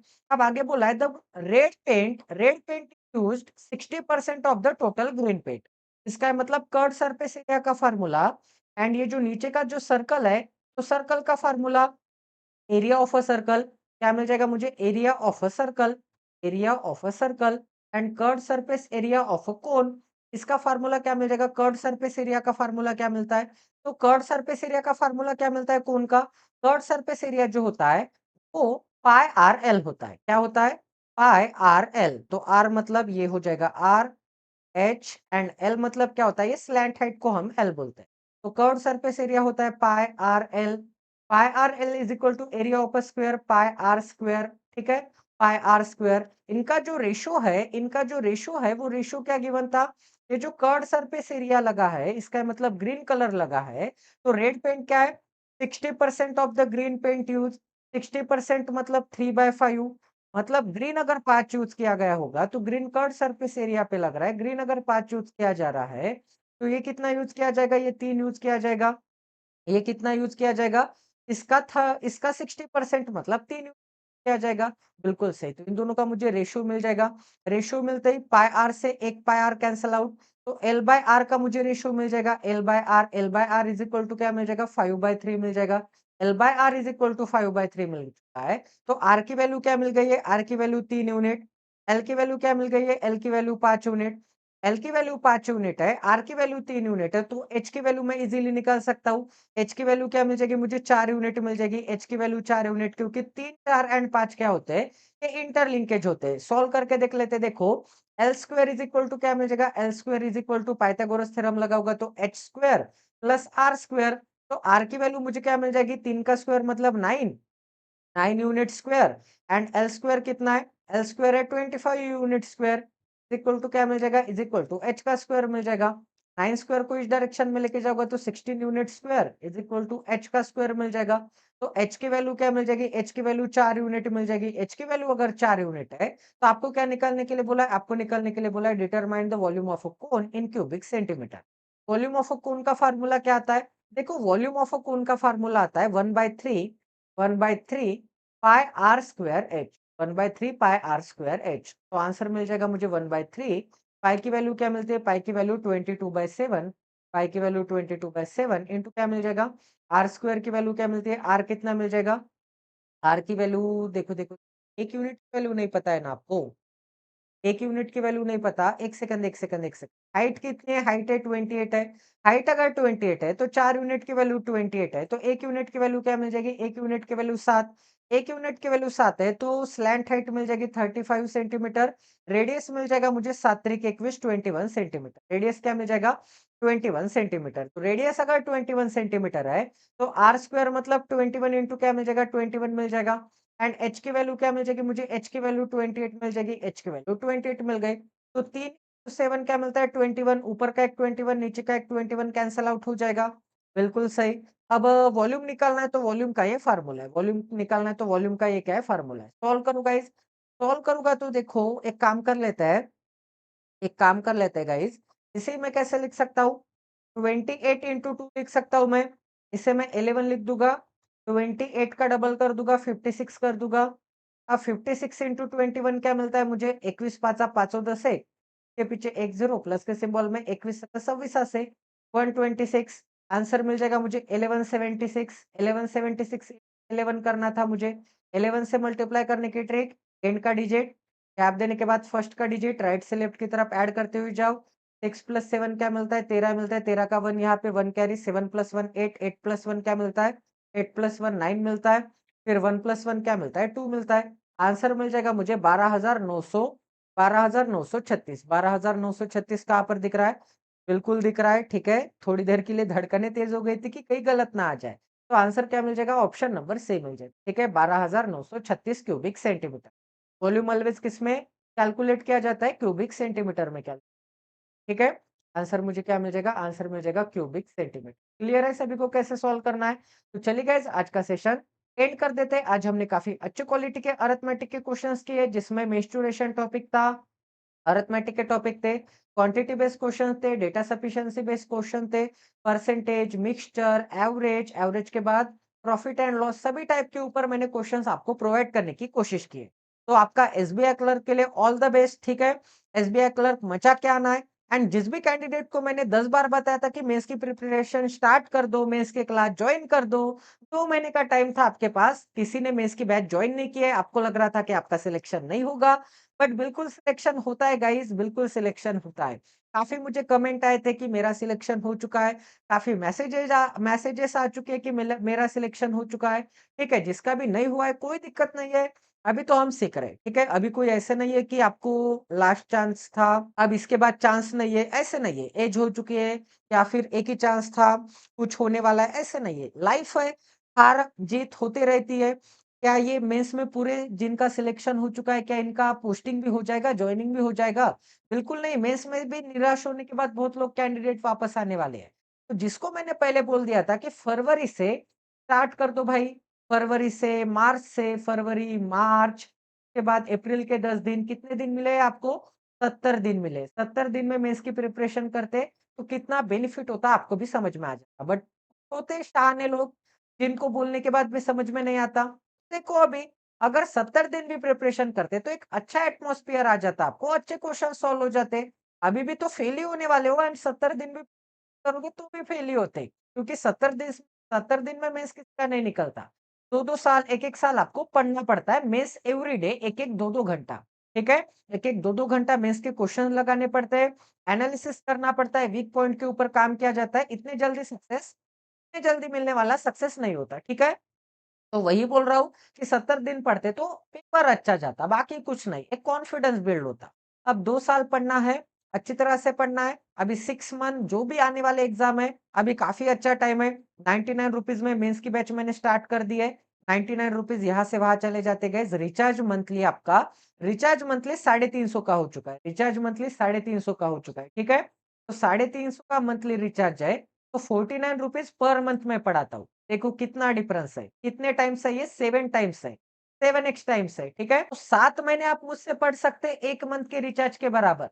7 महीने आपको क्वालिटी का क्वेश्चन मिल जाएगा एंड ये जो क्वेश्चन है आपको साढ़े 3 महीने में पढ़ा दूँगा, साढ़े 3 महीने में इसकी बैच पढ़ा दूँगा, एक रिचार्ज में आपके मोबाइल के थ्रू। इतने अफोर्डेबल प्राइस है, देख लीजिए।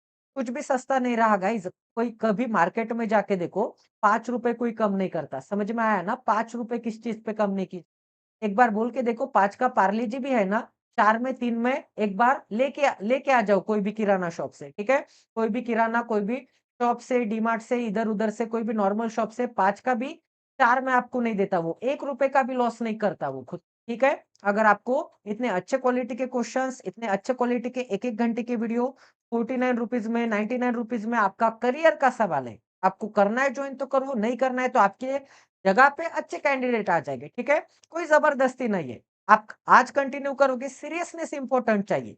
जो सीरियस होगा, वो कंटिन्यू करेगा। जो सीरियस नहीं होगा, तुमने अप्रैल का कंटिन्यू कर लिया, बट मई में रिजॉइन नहीं कर लिया, रिन्यू नहीं कर लिया सब्सक्रिप्शन, तो मैं क्या करूँ भाई? तो सब्सक्रिप्शन सिर्फ नाम का लेना मैटर नहीं करता है, रेगुलैरिटी मैटर करती है कि आप कितने रेगुलर हो, ठीक है? तो प्लीज़ गाइस सेशन को शेयर करना है, ज़्यादा से ज़्यादा क्वांटिटी में सब्सक्राइब करना है। अभी जो भी टाइम गया सीखने को है, अभी आपका एसबीआई क्लर्क मेंस निकल गया है, तो आगे भी निकल सकता है। अगर नहीं निकला है, तो 101% आगे के सभी एग्ज़ाम्स निकालने हैं, सभी मेंस का एक्सपीरियंस आपको लेना है। क्या करना है, कैसे करना है, क्या स्ट्रैटेजी होनी चाहिए, कितनी मेहनत करनी चाहिए, सभी चीज़ें बता दूँगा, ₹49 के क्लास में आ जाओ। प्रीलिम्स क्लियर नहीं हो रहा है, ₹49 का क्लास 15 अप्रैल से स्टार्ट कर दूँगा।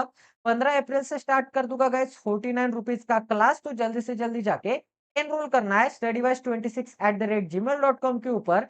यहाँ पे जो आपको ईमेल आईडी दिख रही होगी, उस ईमेल आईडी के ऊपर जाना है। I am interested for pre, I am interested for mains, I am interested for both. Type करना है, पेमेंट कर देना है एंड एसेस लेना है, सभी लाइव प्लस रिकॉर्डिंग देखने। तो मिलते हैं अगले सेशन में। Jai Siya Ram, stay tuned with us till then, care and love you guys.